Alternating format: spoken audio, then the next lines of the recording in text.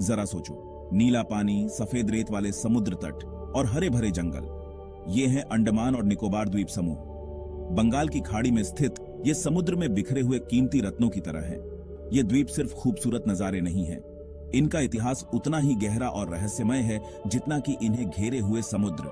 इन द्वीपों का एक समृद्ध सांस्कृतिक इतिहास है। सदियों से आदिवासी जनजातियां अपने अनोखे रीति रिवाजों और परंपराओं के साथ इन द्वीपों को अपना घर कहते आए हैं। उनका जीवन जीने का तरीका यहाँ की जमीन और समुद्र से जुड़ा हुआ है। यह उस समय की याद दिलाता है जब आधुनिक दुनिया का कोई असर नहीं था। अंडमान और निकोबार द्वीप समूह विभिन्न संस्कृतियों का संगम है। सदियों से भारत और दुनिया के विभिन्न हिस्सों के लोग इन द्वीपों को अपना घर बनाते आए हैं। संस्कृतियों का यह मिश्रण यहाँ के खाने, संगीत और त्योहारों में दिखाई देता है। यह एक जीवंत मिश्रण है जो इन द्वीपों को इतना अनोखा बनाता है। प्राचीन नाविकों से लेकर औपनिवेशिक शक्तियों तक इन द्वीपों ने इतिहास के उतार चढ़ाव देखे हैं। उनके पास बताने के लिए कहानियां हैं, अस्तित्व की कहानियां, लचीलापन की कहानियां और अदम्य मानवीय भावना की कहानियां। तो मेरे साथ आइए, समय के माध्यम से एक यात्रा पर चलते हैं और अंडमान और निकोबार द्वीप समूह के मनोरम इतिहास को उजागर करते हैं। अंडमान और निकोबार द्वीप समूह की कहानी लिखित इतिहास से बहुत पहले शुरू होती है। पुरातात्विक साक्ष्य बताते हैं कि ये द्वीप हजारों साल पहले बसे हुए थे। हम उस समय की बात कर रहे हैं जब दुनिया एक बहुत अलग जगह थी। ये प्रारंभिक निवासी कुशल शिकारी और संग्रहकर्ता थे। वे प्रकृति के साथ सद्भाव में रहते थे। उनका जीवन समुद्र और जंगल की लय से तय होता था।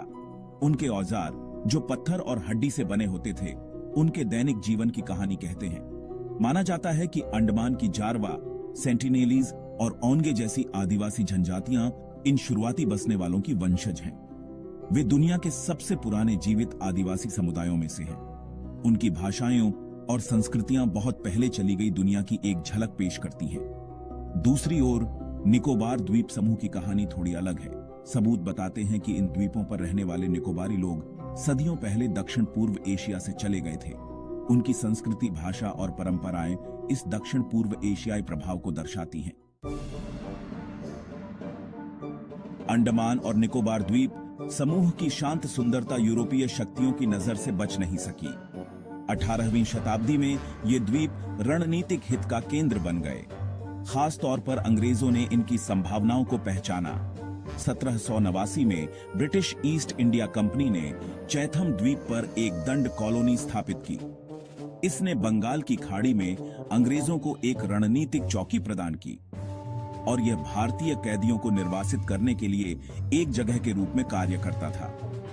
दंड कॉलोनी की स्थापना ने द्वीपों के इतिहास में एक महत्वपूर्ण मोड़ ला दिया। यह अपने साथ औपनिवेशिक शासन की कठोर वास्तविकताओं को लेकर आया। आदिवासी आबादी को अब जीवन के एक नए तरीके का सामना करने के लिए मजबूर होना पड़ा। ब्रिटिश प्रशासन ने द्वीपों में महत्वपूर्ण बदलाव लाए। उन्होंने बागानों के लिए जंगलों को साफ किया, नई फसलों की शुरुआत की और बुनियादी ढांचे का विकास किया। ये बदलाव, जबकि द्वीपों के आधुनिकीकरण के उद्देश्य से किए गए थे, एक कीमत पर आए। पारिस्थितिकी तंत्र का नाजुक संतुलन बिगड़ गया। सेलुलर जेल 1896 में अंग्रेजों द्वारा बनाया गया था। औपनिवेशिक अतीत की भयावह याद दिलाता है। काला पानी के नाम से मशहूर यह जगह बेहद तकलीफ और क्रूरता की जगह थी। राजनीतिक कैदियों, स्वतंत्रता सेनानियों और अंग्रेजी हुकूमत का विरोध करने वालों को यहां भेजा जाता था। सेलुलर जेल में जीवन नर्क से कम नहीं था। कैदियों को टॉर्चर, कठोर श्रम और एकांत कारावास का सामना करना पड़ता था। कई लोग इसकी दीवारों के भीतर ही दम तोड़ देते थे। न्याय के लिए उनकी चीखें समुद्र निगल जाता था। इन भयावहताओं के बावजूद सेलुलर जेल अंग्रेजी हुकूमत के खिलाफ प्रतिरोध का प्रतीक बन गया। कैदियों के धैर्य और साहस ने भारतीयों की पीढ़ियों को प्रेरित किया। उनके बलिदान ने आजादी की आग को हवा दी। सेलुलर जेल आज एक राष्ट्रीय स्मारक के रूप में खड़ा है। यह उन लोगों के बलिदानों की याद दिलाता है जिन्होंने भारत की आजादी के लिए लड़ाई लड़ी। ये एक ऐसी जगह है जहां इतिहास जीवंत हो उठता है, जहां अतीत की गूंज आज भी गूंजती है। सेक्शन 5, आजादी की फुसफुसाहट। सबसे अंधेरे समय में भी आजादी की भावना ने अंडमान और निकोबार द्वीप समूह तक अपना रास्ता खोज लिया। भारत के स्वतंत्रता संग्राम के दौरान ये द्वीप आशा की किरण बन गए, अंधेरे में प्रकाश की एक झलक। महात्मा गांधी के अहिंसक आंदोलन की खबर द्वीपों के तटों तक पहुंची। इसने सेलुलर जेल में बंद कैदियों के बीच प्रतिरोध की चिंगारी जगा दी। उन्होंने बेहतर परिस्थितियों और अंग्रेजी हुकूमत के अंत की मांग को लेकर भूख हड़तालें और विरोध प्रदर्शन किए। इन द्वीपों में भारत के स्वतंत्रता आंदोलन के एक प्रमुख व्यक्ति सुभाष चंद्र बोस का भी आगमन हुआ। 1943 में द्वितीय विश्व युद्ध के दौरान बोस ने द्वीपों का दौरा किया और भारतीय ध्वज फहराया। इस ऐतिहासिक घटना ने आशा और अवज्ञा का एक शक्तिशाली संदेश दिया। द्वितीय विश्व युद्ध के दौरान द्वीपों पर जापानी कब्जे ने अंग्रेजी शासन से एक संक्षिप्त राहत प्रदान की। हालांकि यह अपने साथ चुनौतियों और कठिनाइयों का एक नया सेट भी लेकर आया। ये द्वीप जापानियों और मित्र देशों की सेनाओं के बीच एक युद्ध का मैदान बन गए। सेक्शन 6 स्वतंत्रता दिवस। अंततः 1947 में भारत ने अपनी लंबे समय से चली आ रही आजादी के सपने को साकार किया। अंडमान और निकोबार द्वीप समूह, जो कभी औपनिवेशिक उत्पीड़न का प्रतीक थे, अब स्वतंत्र भारत का अभिन्न अंग थे। यह द्वीपों और उसके लोगों के लिए एक नई सुबह थी। भारत सरकार ने द्वीपों को राष्ट्रीय मुख्यधारा में एकीकृत करने के लिए तत्काल कदम उठाए। सेलुलर जेल को स्वतंत्रता सेनानियों के बलिदानों के प्रमाण के रूप में एक राष्ट्रीय स्मारक में बदल दिया गया था। द्वीपवासियों के जीवन को बेहतर बनाने के लिए विकास पहल शुरू की गई। द्वीपों को देश के बाकी हिस्सों के बराबर लाने के लिए स्कूल, अस्पताल और बुनियादी ढांचे की परियोजनाएं शुरू की गई।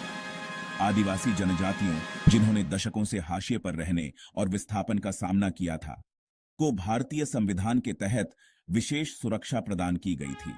उनकी अनूठी संस्कृतियों और परंपराओं को संरक्षित करने के प्रयास किए गए।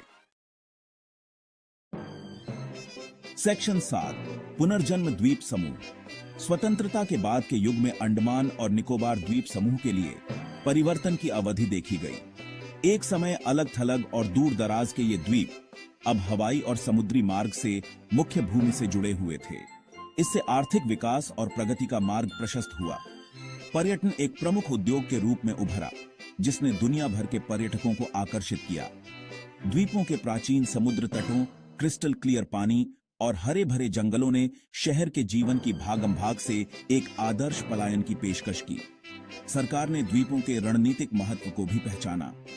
बंगाल की खाड़ी में भारत के समुद्री हितों की रक्षा के लिए भारतीय नौसेना ने अपनी उपस्थिति स्थापित की। द्वीपों में बुनियादी ढांचे के विकास में तेजी आई। कनेक्टिविटी में सुधार और व्यापार को बढ़ावा देने के लिए सड़कों, पुलों, हवाई अड्डों और बंदरगाहों का निर्माण किया गया। बढ़ती आबादी की जरूरतों को पूरा करने के लिए शिक्षा और स्वास्थ्य सेवा सुविधाओं का भी विस्तार किया गया। सेक्शन 8 पर्यटकों का स्वर्ग। आज अंडमान और निकोबार द्वीप समूह एक लोकप्रिय पर्यटन स्थल है, जो दुनिया के सभी कोनों से पर्यटकों को आकर्षित करता है, और अच्छे कारण के लिए। ये द्वीप प्राकृतिक सुंदरता, इतिहास और रोमांच का अनूठा मिश्रण पेश करते हैं। विश्राम और शांति की तलाश करने वालों के लिए ये द्वीप सफेद रेत और क्रिस्टल क्लियर पानी वाले प्राचीन समुद्र तट प्रदान करते हैं।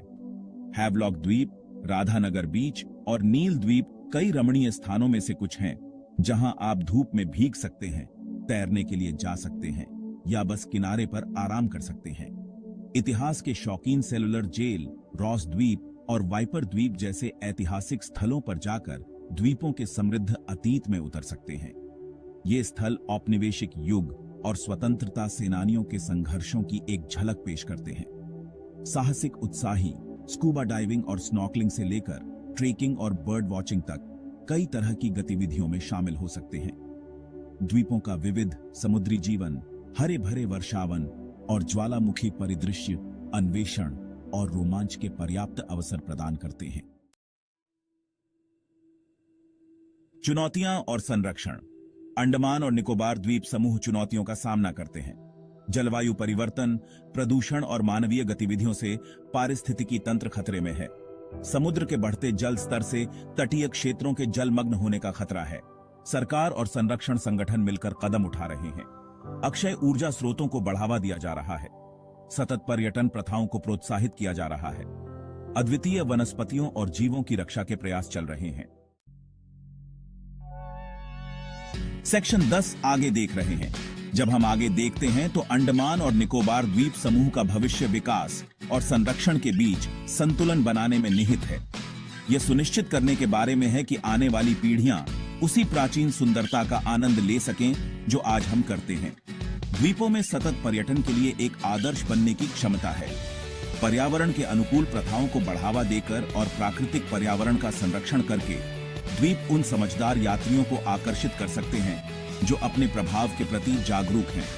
सौर और पवन ऊर्जा जैसे अक्षय ऊर्जा स्रोतों के विकास से द्वीपों के कार्बन पदचिह्न और जीवाश्म ईंधन पर निर्भरता को कम करने में मदद मिल सकती है। इससे न सिर्फ पर्यावरण को लाभ होगा बल्कि नए आर्थिक अवसर भी पैदा होंगे। अंडमान और निकोबार द्वीप समूह ने औपनिवेशिक शासन के दिनों से एक लंबा सफर तय किया है। वे अब भारत का एक अभिन्न अंग हैं जो देश के विकास और समृद्धि में योगदान दे रहे हैं। सावधानीपूर्वक योजना और स्थायी प्रथाओं से ये द्वीप आने वाली पीढ़ियों तक फलते